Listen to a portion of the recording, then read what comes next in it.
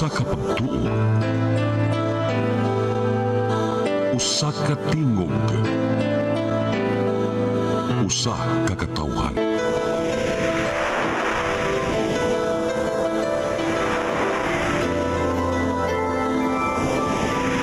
Cebu Catholic Television Network.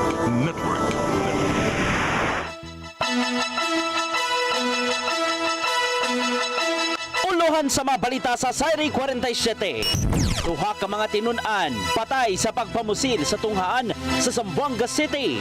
Tungod dini, mga tunghaan sa Sugbo gipahugda na sa PNP. Hilabihang disinformation bahin sa bakuna, batok tipdas, gikasubo o gikondenar sa Mandawi City Council. Department of Health may pahimangno nga murisulta kini sa laing outbreak. Flood control project sa gobyerno, gikwestiyon ni Senador Ping Lacson o manatagamtaman ang baha sa kauluhan. Kalabira sa tao, nakubkuban sa South Road Properties, syudad sa Sugbo. Tagtungod sa patayng lawas, giila pa sa kapulisan. Sugbo, Kabisayan ug Mindanao, Pilipinas ug katawhan kutos maabot atong Sibya sa tibuok kalibutan. Maayong hapon. Live kita karon sa CCTN Channel 47 ug kini ang tulumanon sa nag-unang kasayuran nga angay natong masayran. Sa nga ni Attorney Danica Caballes Tikling, ako si Dennis Tabar ug kini ang Sayri 47.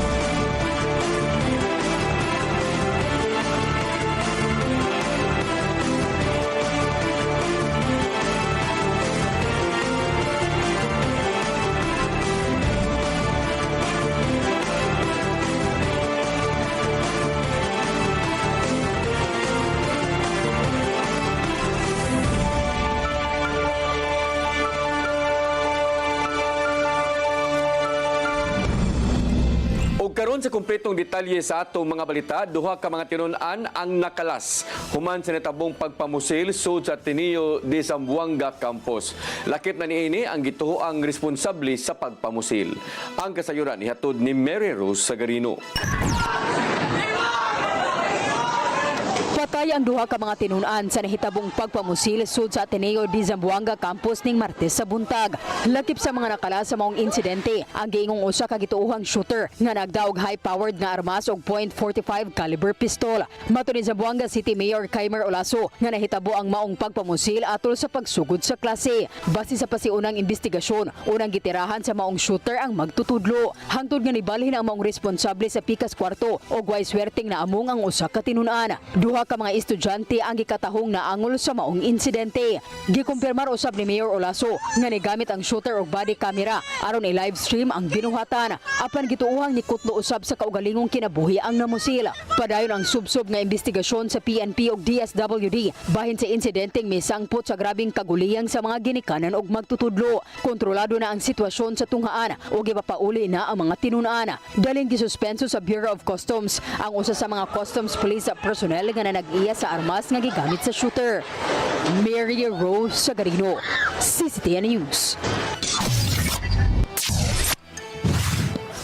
Gobernador Pamela Baricuatro mimando sa pagpatuman sa heightened alert sa kapulisan sa tanan nga mga tunghaan dinhi sa probinsya sa Sugbo. Subay kini sa natabong pagpamusil sa pribadong tunghaan didto sa Zamboanga nga mikalas og duha ka kinabuhi. Ang kasayuran ihatod ni RV Veloso. Gimanduan ni Cebu Governor Pamela Baricuatro ang kapulisan sa probinsya sa pagpaygayon og inspeksyon sa tanang tunghaan aron pagsiguro sa kaluwasan sa mga tinun-an. Matod sa gobernador, nga gikinahanglan ang pagpatuman sa heightened alert alang sab sa seguridad sa publiko. Kinisubay sa natabong pagpamusil sa Ateneo de Zamboanga University sa Zamboanga City nga niresulta na hinuon sa pagkamatay sa duha ka mga tinun-an ug pagkaangol sa uban pa. Subay ni ini gipaybaw sa gobernador nga gimanduan sab ni Cebu Provincial Director Colonel Abubakar Mangelan Jr. ang pagdeploy sa mga police officers sa mga tunghaan sa probinsya. Gipaagi kini sa One Police to School Deployment Scheme aron masiguro nga luwas ang mga tunghaan sa mga syudad ug lungsod sa probinsya. Subay ni ini isip usa sa dako nga syudad sa lalawigan sa Sugbo, si Talisay City Mayor Gerald Samsam Gulyas sa iyang bahin mipadayag sab sa iyang kahangawa sa sunod-sunod nga panghitabo sa pagpamusil sa mga tunghaan nga mikalas og mga tinun-an. But with things that are happening now, I have to talk to the police. Someone told me about kung naay mga earthquake drill, naay mga fire drill and all other things. Naman sa mga active shooter drills that we can do. But it's something that I have to talk to the police. But we have to be prepared if ever. Hopefully di mahitabo, but we have to be prepared if that happens. Lakip sa gihimo sa dakbayan sa Talisay ang anti-bullying ug cyberbullying seminar sa mga tunghaan ug sa mga magtutudlo ingon man ni palit sab kini og usa ka gatos ka mga metal detectors para sa mga tunghaan sa syudad uban sa training sa insaktong paggamit niini. First of all, it's really a cause of concern. Cause for concern everything that's going on as far as kanang masakitan ko isip mo sa ka-parent na mahadlok na noon tan paskwelahon na itong mga tagsa ka mga anak. Especially with what happened in Tacloban and now in a private school in Mindanao, I think. So, ang ako lang, what are the steps that the city has taken? First of all, we wanted to look at the root cause on why people do this. And maybe it's cyberbullying, it's bullying. So, we had a bullying seminar with all our schools, all our guidance counselors, na naalang untay mekanismo na pwede duulon ng mga bata if they are being bullied. Na mekanismo na maabot sa saktong mga tao, sa kapulisan, sa gobyerno, para kubaw ang mga estudyante that they have really someone to talk to when they are being bullied. Niadtong Hunyo, una nang giestablisar sa kagamhanan sa probinsya sa Sugbo ang usa ka hotline aron pagtubag sa mga complaints ilabi na sa bullying ug cyberbullying sa mga bata ug tinun-an sa probinsya nga mao kini usa sa gilantaw nga hinungdan sa managsunod nga insidente. Ang maong paagi gihimo pinasubay sab sa pakig-alayon sa Provincial Social Welfare and Development Office kon PSWDO o Provincial Youth Development Office kon PYDO. Kini aron nga mag-designate og mga focal persons nga maoy mo manage sa maong hotline. Tinguha ni ini nga dili mahitabo sa probinsya sa Sugbo ang susamang mga insidente nga makahatag og risgo o kahadlok sa mga tinun-an. RV Veloso, CCTN News. Mandawi City Police Office nakaalerto human sa pagpamusil sa usa ka pribadong eskwelahan sa syudad sa Zamboanga. Seguridad sa mga tunghaan mas gipahugtan sa ilang mga kawani. Ang kasayuran ihatod ni Mary Rose Sagarino. Sa command center sa Mandawi City Police Office, hugot nilang gimonitor ang nagkadayang lugar sa syudad. Lakip na ang live monitoring gikan sa mga CCTV sa syudad sa City Command Center nga gikonektar sa MCPO. Aduna usab live monitoring sa nagkadayang police station. Ug ang pinakabagong gipatuman niadtong Hunyo, mao ang monitoring system alang sa mga eskwelahan. Live nga gimonitor sa MCPO ang sitwasyon sa mga tunghaan gamit ang cellphone sa mga eskwelahan pinaagi sa Zoom meeting. Tabang-tabang mitanan karon para bantayan o paigtingon ang seguridad sa atong mga schools. With the recent incidents, makita na din sa atong command center na we encourage all schools to have cameras, no? Zoom cameras na nakahook sa ato ang command center so that matabangan lang sila. Ipatuman kini human sa pagpamusil sa tunghaan sa Tacloban City. Subay sa bagong pagpamusil sa pribadong tunghaan sa Zamboanga City, nakaalerto usab ang MCPO. Regular silang nagpakatap og pulis sa mga eskwelahan. Nagsugod ang deployment sukad Enero apan gihingusgan niadtong Hunyo tungod sa mga insidente sa pagpamusil. Gikatakda usab ang pagpinirmahay sa Memorandum of Understanding tali sa kapulisan, lokal nga panggobyerno, Department of Education, Commission on Higher Education ug uban pang stakeholders alang sa mas hiniusa o koordinado nga seguridad sa mga eskwelahan. We can, in emergency cases, we can immediately go inside the schools, it being also a safe haven.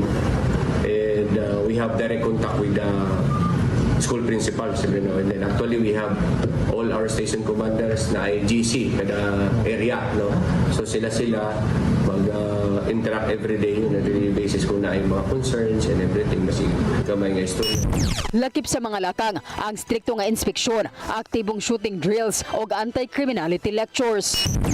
Mary Rose Sagarino, CCTN News.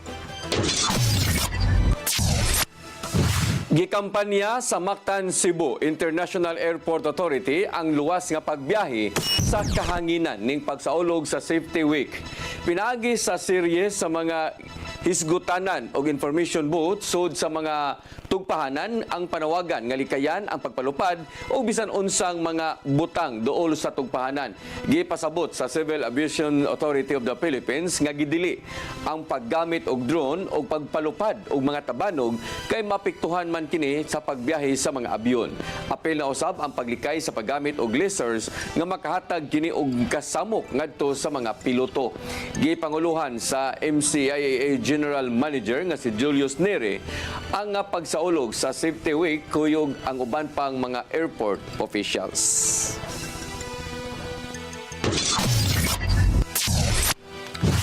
Kagamhanan sa dakbayan sa Sugbo miklaro nga wa sila giilisang kontraktor aron pagtiwas sa Cebu City Medical Center nga building. Samtang nanginahanglan usab si Mayor Nestor Archibald og dugang pundo gikan sa nasudnong kagamhanan alang sa maong tambalanan. Ang kasayuran ihatod ni Gian Navarro. Gitataw sa Cebu City Government nga wala sila nag-ilis og contractor aron hingpit lang nga matiwas ang katukuran sa Cebu City Medical Center building. Matod sa Chief of Staff ni Mayor Nestor Archibald nga si Kenneth Cesar nga ang dakay construction may nitiwas sa mga hospital rooms ug ubang pasilidad nga itukod gikan sa ikaupat hangtod ikaunom nga andana. Sumapa ni Cesar nga higulang gi-implement ubos sa katungdanan ni Mayor Nestor Archibald ang kontratang giandam sa miaging liderato. Sukwahi sa mong pasangil sa ubang kritiko. Gitingwang mahuman sa city government ang Phase 3 sa CCMC building karong December 2026. But actually sa sayang original plan, kuwan man na siya kanang commercial ang sa silong. So na yung mga area sa first, second, third nga dili angay pero atong gigamit temporarily tungod kay wa pa mahuman ang 4, 5, 6. Samtang naninguha ang syudad nga makabaton og igong pondo aron mahuman sa hingpit ang katukuran sa CCMC building human sa kapin usa ka dekada. Sa miaging semana nagpakisayod si Senador JV Ejercito sa kahimtang sa CCMC building kuyog ni Mayor Archibald. Maong nanginahanglan ng mayor og 400 million pesos gikan sa national government pinaagi sa mong senador aron nga matiwas ang maong tambalanan. Gisiguro sab sa city government nga hingpit nang mainagurahan ng CCMC building sa higayong makumpleto ang tanang mga pasilidad o gikinahanglang mga kahimanan. Kanang kulukanda na nagpadayon man ang pagdawat atong mga pasyente. Nga natay mga 200 plus average per day sa atong outpatient department. Nga natay mga 65 patients per day sa ato ang gidawat sa emergency department. And the rest of the wards may accommodate og 200 beds patients in a day. Ian Navarro, CCTN News. Musunod, hilabihang disinformation bahin sa bakuna batok tipdas. Gikondenar sa Mandawi City Council. Flood control project sa gobyerno, gikwestiyon ni Senador Ping Lacson. Kanaguban pa mga balita sa magbalik sa Sayri 47.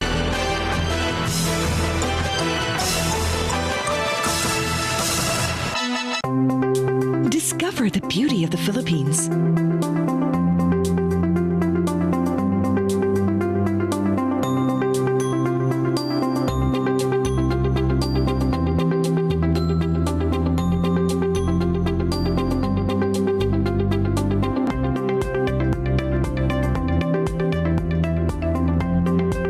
With Philippine Airlines, the country's flag carrier.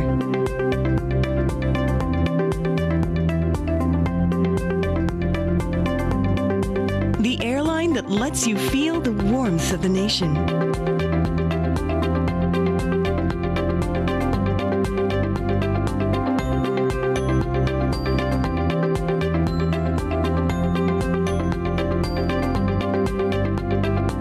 Mabuhay!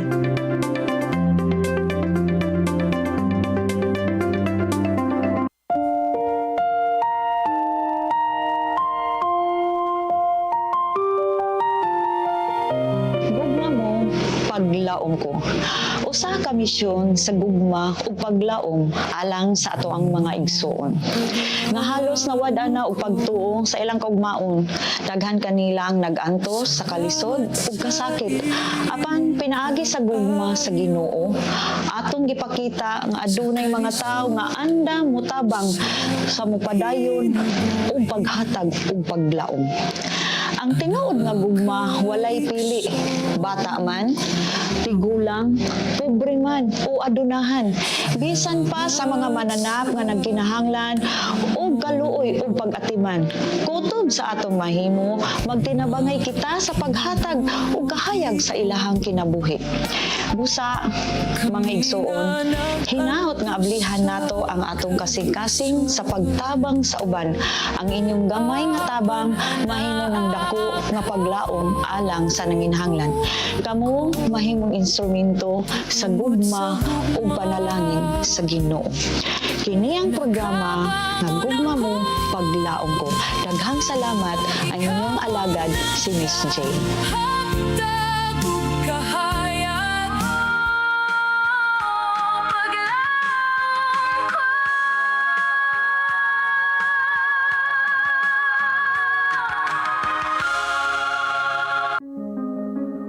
Nangita ka ba og wellness consultation o preventive health support? Ozone po will help, no? So pinapapasok niya kasi po ang oxygen sa cells. So there will be improvement po ng cellular function and reduction. When your blood are full of oxygen, well saturated with oxygen molecule, there are best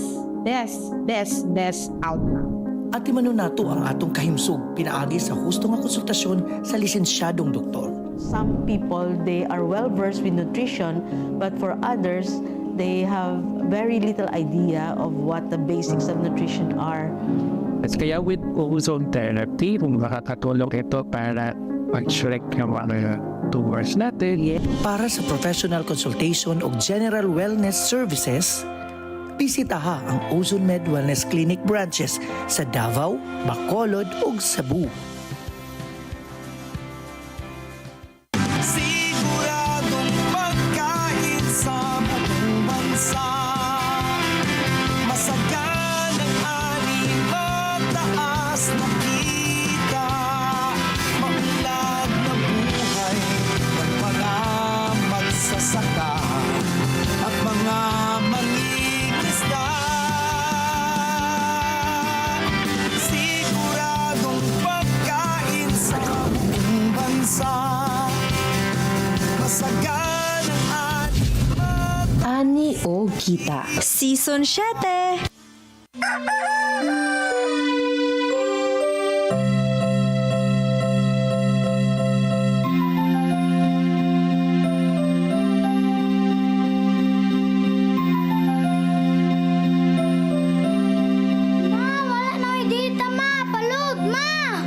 Sorry ma'am, na-late ko. Nagita pa mong gugog para internet sa kong anak ma'am. Ay wala na problema. Pag sinisibo. Sinisibo, sinisibo, for your internet connection And for the signal of your cable TV. so fast and straight, that transmission to your home. Sinisibo. Sinisibo, sinisibo, offers you to have fiber optics For your viewing experience, perfect and clear, so fine. so great and affordable for you to enjoy. Cine-Cebu Television Network Incorporated offers fiber to the home broadband internet bundled with fiber to the home cable TV connection.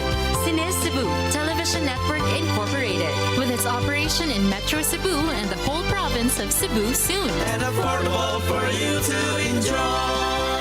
Sinisibo.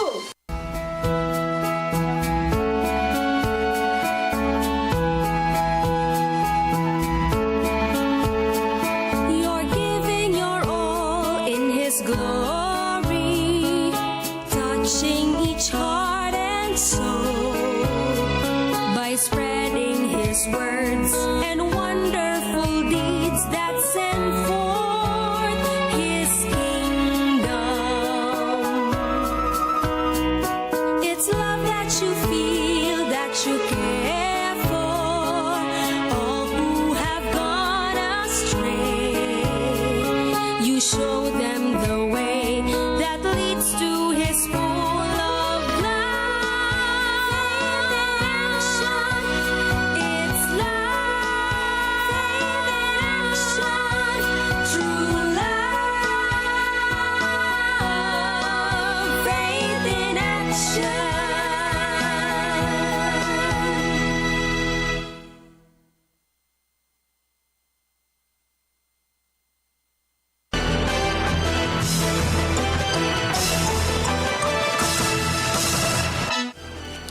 Balik sa ato mga balita, National Bureau of Investigation dinhi sa Region 7 mibutyag nga gamay ra ang mga tunghaan nga nipahimos sa Active Shooter Preparedness Seminar dinhi sa Sugbo. Kini aron unta magiyahan ang sektor sa edukasyon unsaon pagtubag kun adunay pagpamusil sa sulod sa tunghaan. Ang kasayuran ihatod ni RV Veloso. Gamay ra ang mga tunghaan nga ni-avail sa libreng Active Shooter Preparedness ug Prevention Seminar nga gipanguluhan sa National Bureau of Investigation kun NBI 7. Kini mo'y gibutyag ni Maria Contessa Lastimoso, ang spokesperson ug information officer sa NBI. Sagad sa mga ni-avail sa libreng seminar ang mga pribadong tunghaan. Apan walay mi-avail niini gikan sa pampublikong tunghaan. Matod sa NBI 7 nga mipadala na sila og suwat sa mga pampublikong tunghaan sa syudad sa Sugbo. Apan sa kasamtangan mga pribadong tunghaan lamang ang nisanong kanila. Nalakip na niini ang St. Teresa's College, Bethany Christian School, University of Cebu ug Redemptorist Seminary. Una na nga gialarma ang mga otoridad ug ang mga tunghaan lakip na ang mga ginikanan nga gikinahanglang mahibaw ang mga tinun-an kun unsa ang angay buhaton o galing dunay susamang panghitabo sa pagpamusil. Subay niini na nawagan ng NBI 7 nga hatagan og gibug-aton ang pagpaubos sa insaktong training aron nga mahibaw kun unsay angay buhaton ug unsay mga angay nga likayan kun dunay mamusil. Ang buhatan nagsugod kini paglusad sa libreng seminar ni adtong Hulyo subay sa nitabong pagpamusil sa Tacloban, gisundan sa lain pang insidente sa pagpanunggab sa kauluhan nga naglangbigit gihapon sa mga tinun-an. RV Veloso, CCTN News. Nagkadayang post sa social media gitudlo nga rason sa pag-ubos sa pagbabakuna batok sa tipdas sa dakbayan sa Mandawi.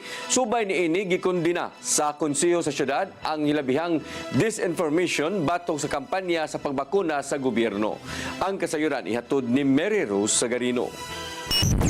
Gikondinar sa konseho sa syudad sa Mandawi ang mga social media post nga nag-awhag pagdili sa pagbabakuna sa ilang mga anak batok tipdas. Kini ang gitudlo nga hinungdan sa pagkunhod sa measles rubella vaccination campaign sa syudad. Sa unang simana sa kampanya, 3,000 lang sa kapin 30,000 ka-target nga mga bata ang nabakunahan o 10% lang. Kapin 500 nga inahan ang natalang mibalibad matag adlaw sa pagpabakuna sa ilang anak. Mato ni Konsehal Raul Kevin Cabahog nga pipila ka ginikanan ang nahadlok tungod sa mga video ug post sa social media nga nagkwestiyon sa kaluwasan sa bakuna o nag-ingon nga kini makadaot sa mga bata bisan walay klarong ebidensya.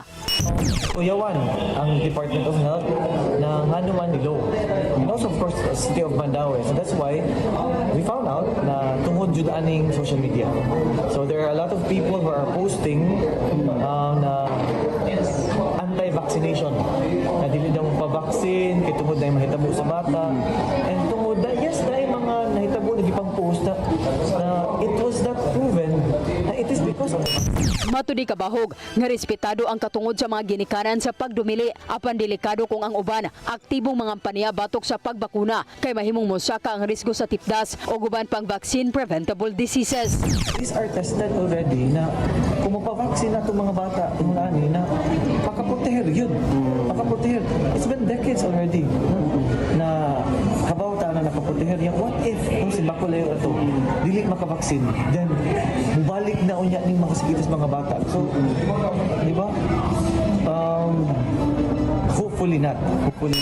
Giyawag ni Kabahog ang publiko nga susihon pag-ayo ang mga health information nga makita online og mosalig sa mga health professional o opisyal nga health agencies.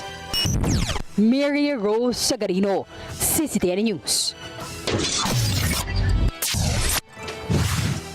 Posibleng outbreak sa measles gumikan sa lapad nga disinformation gikabalakan sa Department of Health dinhi sa Region 7. Anaa pa lang sa 12% sa mga bata ang nabakunahan batok sa tipdas Lukop, Central Visayas.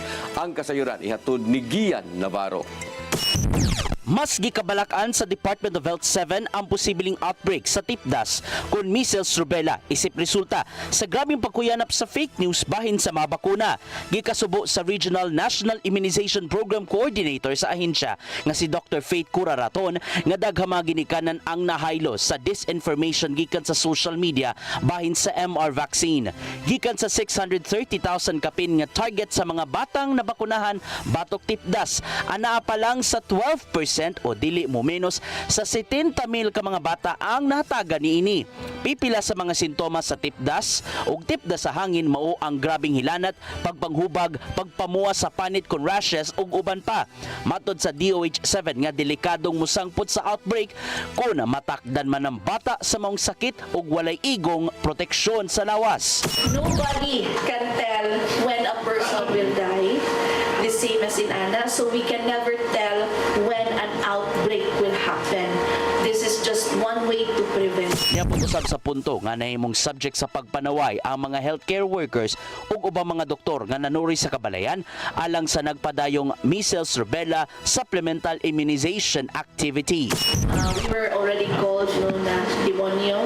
I think you've seen that. We were called Bogo, Department of Health.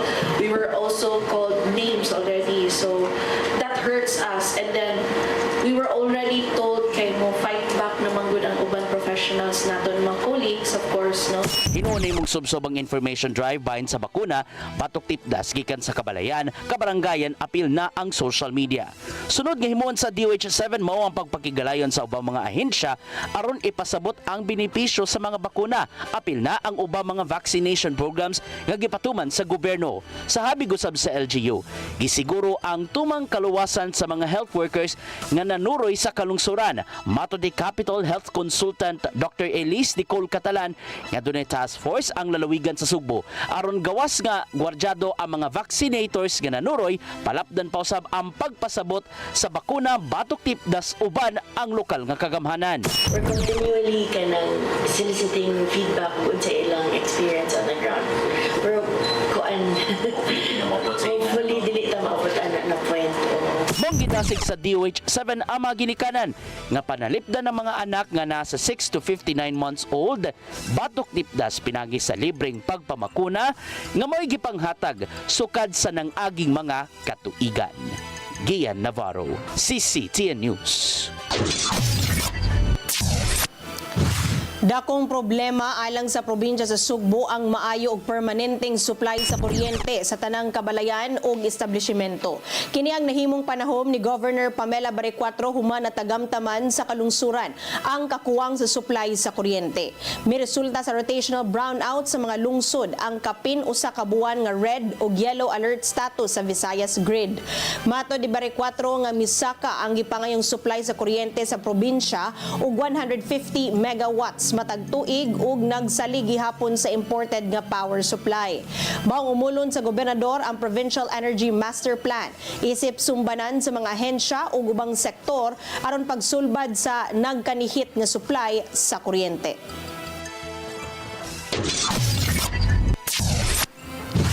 Ka-epektibo sa ubang mga flood control projects sa nasod, gikwestiyon ni Senador Ping Lacson. Subay kini sa nasinating pagbaha, ilabi na sa kauluhan, gumikan lang sa hanging habagat. Ang kasayoran hatod ni Gia Navarro. Flood control o uncontrolled flood? Kini ang nimong pagkwestiyon ni Senator Panfilo Ping Lacson kung epektibo ba o nangapalpak ang mga flood control projects nga gipanghimo sa gobyerno. Pinagi siyang social media. Wala gikalipay ni Lacson kung giun sa paggasto sa Department of Public Works and Highways among proyekto nga mikabat tanan-tanan og dulan 2 trilyones pesos. Gikan kini sa tuig 2011 hangtod sa 2025 diin nagkadako ang gigahing budget sa flood control paglabay na sa mga katuigan ug sa mga administrasyon. So kanya tong 2018 ni saka og gatusan ka bilyon ka pesos ang budget sa gobyerno alang sa mga proyekto ug nagkadako paghihapon kini. Mong gikatingalahan ni Lacson kung nganong nangapalpak gihapon ang ubang flood control system sa nasod. Human nga ni gasto ang gobyerno og 350 million pesos matag adlaw. Kini ang nimong panahom ni Lacson human masayod sa grabing pagbaha ilabi na sa kauluhan sukad pa niya tong Lunes sa hapon human sa kusog nga pag-uwan nga dala na sa hanging habagat. Daanang natribukar sa senador ang mga questionable flood control projects sa plenaryo ilabi na sa Bulacan ug Mindoro diin gipaubos kini sa makuting investigasyon. Sa wala pa ang nimong gubot nga nilahugay sa Senado nito Mayo ning tuiga, gikasubo ni Lacson kung nganong wala na mirma ang ubang mga sakop sa gihimong committee report bahin sa nihimong investigasyon sa flood control scandal sa miaging tuig. Gian Navarro, CCTN News. Susihon sa Cebu City Government ang mga land developers sa Bukirang Bahin kung epektibo ba ang ilang flood control system sa Kabalayan. Nangayo ang buhatan sa mayor og detalye sa mga detention ponds ug flood mitigation structures gikan sa 65 ka mga developers sa Bukirang Bahin sa Cebu City South. Subay kini sa nasinating mga pagbaha sa habagatang Bahabig sa syudad human sa sagunsong mga pag-uwan sa nang-aging mga semana. Matod sa Chief of Staff sa mayor nga si Kenneth Siasar nga makikita sila sa mga developers sunod semana aron sukit-sukiton ang mga gipanghimo. Makigalayon usab ang buhatan sa mayor sa City Legal Office alang sa sunod nga lakang kung nagmalapason man ang developer.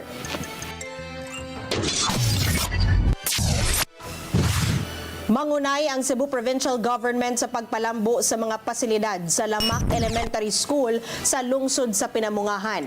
Napirmahan nilang Governor Pamela Baricuatro o Mayor Glenn Baricuatro ang Usufruct Agreement aron gamiton ang yutang gipanag-iya sa lungsod sa pagpadako pa sa maong tunghaan. Gikatakdang itukod sa provincial government sulod sa 450 square meter nga luna ang usa ka 2-story school building ug usa ka smart school building. Samtang gamiton ang laing 576 square meters nga luna aron itukod usab ang covered court ug uban pang mga mahinungdanong pasilidad.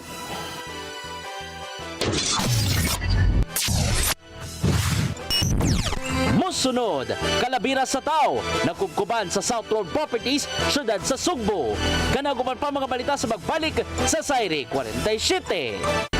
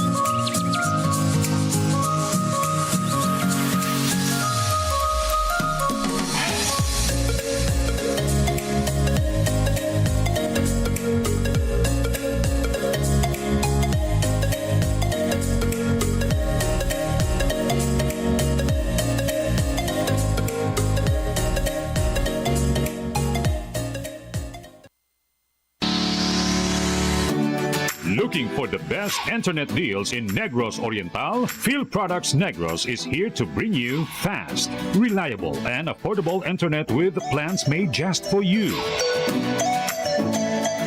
For as low as 899 pesos per month, enjoy speeds of 50 Mbps, perfect for streaming, working, or studying from home. Need more speed? No problem. Get 100 Mbps for just 1,199 pesos.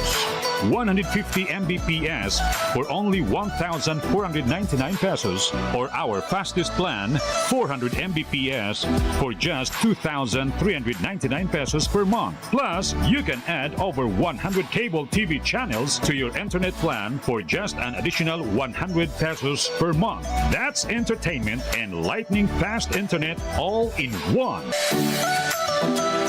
Enjoy no installation fees and start today with a 1,000 peso customer deposit. Call us now or visit our website to sign up with the Phil Products Negros.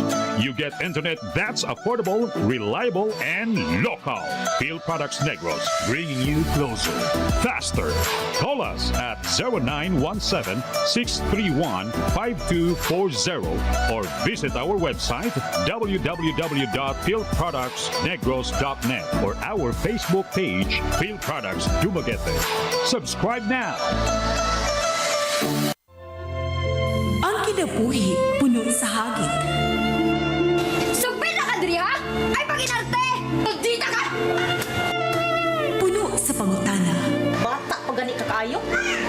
Uyap-uyap na ka? Kinsa man ang mga sakitin nato din ay karon ha? Kinsa? Kung si buti mo'y pasabot na di. Puno sa luha. Pagpili pa, ako nga imong anak o kanay imong mga babae. Kasuko. Yung ano pa? Ano itang ka ni Papa? Apan bisan mangit-ngit pa ang imong kalibutan, aduna pa'y nagpahiping kahayag. Aduna ka pa'y kasumbungan. Mga laman, hanap na. Dear Tatay, Tunog na unlod na. Nganong handuman. Wailaing pagi aron masabtan nato ang Biblia. Kinahanglan nga doon natay relasyon kang Jesus. Hangtod sa layan natong panaguban, daghang salamat. Shalom. Hanap na.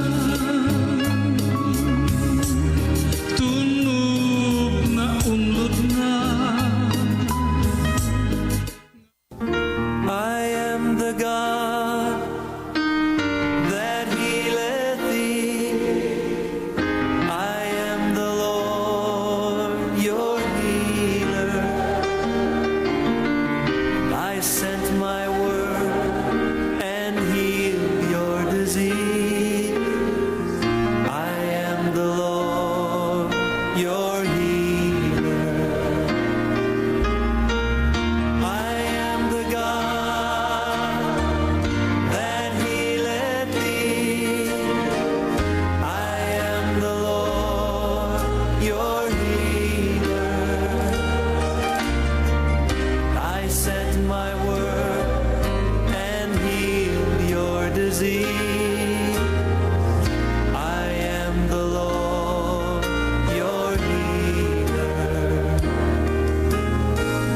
I am the God that healeth thee. I am the Lord your healer.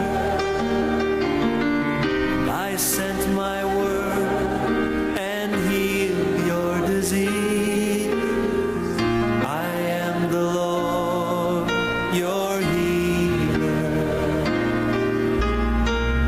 I am the God that healeth thee. I am the Lord your healer.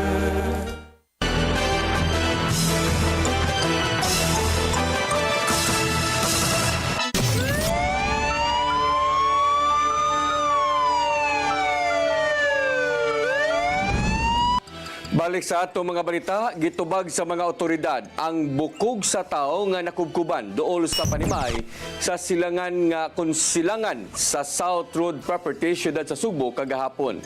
Nadiskubrihan sa usa ka backhoe operator ang mao nga bukog samtang naglimpyo sa mga sagbot. Na-recover usab sa mga otoridad ang sapatos nga mga sensiyo nga kwarta, pitaka ug relo nga posibleng gipanag-iya sa tagtungod sa patayng lawas. Nagigalayon ang Mambaling Police Station sa scene of the crime operatives aron pagsusi sa maong mga bukog.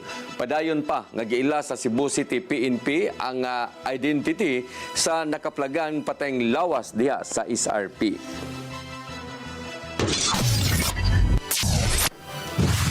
Crane operator sa usa ka mall nakalas human mabangga ang gimanehong motor sa gikasugat nga van sa Barangay Careta, Dakbayan sa Sugbo. Driver sa van gitanggong sa Traffic Enforcement Unit sa PNP. Ang kasayuran hatod ni Arnold Bustamante. Patay diha ang 38 anyos nga crane operator sa usa ka dakong mall sa South Road Property suman mibangga ang gimanihong nga motorsiklo nga walay headlight sa gikasugat nga sports utility vehicle alas 3:40 ganina kadlawon sa Isoriano Avenue, Barangay Careta sa sudad sa Sugbo. Ang biktima gila nga si Jimson Cañete Argoncillo, 38, taga sitio Marna, Barangay Subangdako sa sudad sa Mandawi, ug kasamtangan nga crane operator sa usa ka dakong mall sa SRP. Sa investigasyon sa Traffic Enforcement Unit sa Cebu City Police Office base sa pamahayag sa saksi nga nagsubay sa Isoriano ang SUV nga Toyota Fortuner paingon sa General Maximum Avenue nga gimaneho ni Kevin Clint Obak, 33 anyos, taga Camellia Homes, Bangka, Lapu-Lapu City. Samtang ang biktima nagsubay usab sa Isoriano Avenue paingon sa SM City. O pag-abot sa mga dapit, sikod sa pamahayag ni Obak, kakalit lang kini nga mitipas ang motorsiklo nga mipaingon kaniya nga mahinungdan nga misuway siya og likay apan nabangga gyud kini sa iyang atubangan nga bahin tungod sa kakusog sa impact nalagpot ang biktima gikan sa iyang motorsiklo ug nahagba sa gibanabana nga maabot sa 4.5 metros ang gilayon nga may nakaingon sa iyang hinanali nga kamatayon. Human sa itabo, gikustriya sa kasamtangan ang driver sa SUV sa TEU ug giandaman og kasong reckless imprudence resulting in homicide. Arnold Bustamante, CCTV News. Lalaki nga bag-o lang nakagawa sa Cebu City Jail, gipusil patay sa riding in tandem sa barangay Sambag 2, Dakbayan sa Sugbo. Ang maong nga biktima adunay kasong illegal nga drugas o pagpanulis. Ang kasayuran ihatod pagbalik ni Arnold Bustamante. Patay ang usa ka ex-convict human po sila sa duha ka mga wala pa mainhing lalaki alas 2:50 kadlawon sa sitio Smara, barangay Sambag 2 sa Dakbayan, Sugbo. Ang biktima gilang si Paulo Moralde Manzanero, 39 anyos, taga Quijano Compound, Virama, barangay Calamba sa Ciudad de Sugbo. Sa inisyal nga investigasyon sa Bilana Police Station 2 sa Cebu City Police Office, kasamtan na nigarilyo sa kilid sa karsada ang biktima. Duha ka wala mainhing lalaki nga luwan sa usa ka scooter nga motorsiklo. Ang kanitlangan abot sa mga lugar.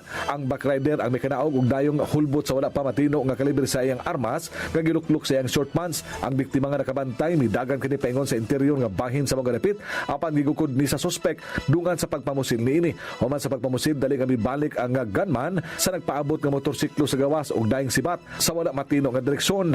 Ang mga sakop sa scene of the crime operation Consoko nakakuha og duha ka basiyo sa bala ug usa ka magasin sa kalibre 45 nga pistola nga dunay upat pa ka bala niini. Nana sa kustorya sa PNP Crime Laboratory ang basiyo sa armas ug ang magasin nga nahabilin ato sa pagsibat sa suspek. Gingong bag-ong laya gikan sa Cebu City Jail ang biktima sa kaso sa illegal nga drugas ug doon nasabni kasong pagpanulis nga gisubay pa sa kapulisan sa Dakbayan sa Sugbo. Padayon ang gihimong investigasyon sa Bilana Police Station kung kinsa ang duha ka mga suspek pinagi sa pag-backtracking sa mga CCTV camera ug unsa usab ang motibo sa krimen. Arnold Bustamante, CCTV News. Mao kadtong naglangkob sa atong mga balita sa Sayre 47. Ako si Dennis Tabar. Ako si Danica Cabales Tecling. Hangtod ugma sa inyong paboritong tulumanon. Sayre 47.